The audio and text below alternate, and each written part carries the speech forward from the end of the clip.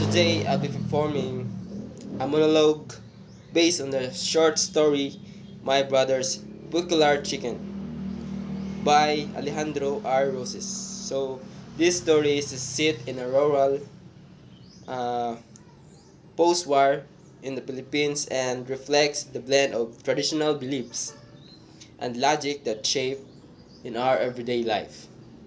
So Roses uses humor and child's point of view to explore how strange things, even something as simple as a chicken.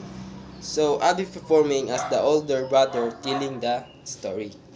We found a chicken one morning while we were walking home from our town. It was a peculiar, truly odd. My brother Kiko said it was a hen. I looked up at it and said, "No, that's a rooster." We argued. It had spurs like a rooster, but it had no comb. It didn't crow, it acted shy like a hen. Everyone we asked had a different opinion.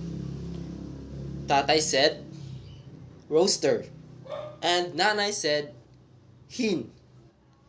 Even the Teniente del Barrio had no idea.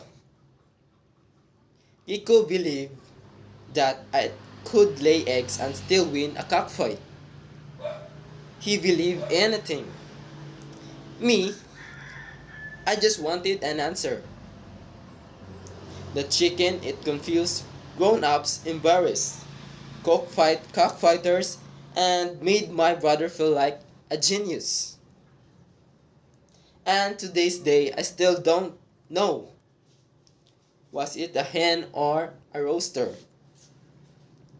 Maybe that's the point. In this world, not everything has to make sense, even chickens. So this piece helped me see how literature can use a humor to reflect a real life confusion and beliefs.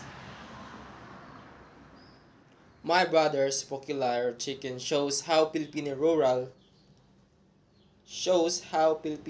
communities so deeply about even small things. I learned that realism doesn't always mean serious topics. It can also show the humor in in our daily life. So the chicken became in a daily life. Uh, the chick uh, the chicken became a symbol of how people struggle to understand things that don't now fit into simple categories. Performing it made me appreciate the culture and voice of post-war Filipino writers. It reminded me that sometimes it's okay to just laugh at life's wordiness. So yeah, that's all my presentation.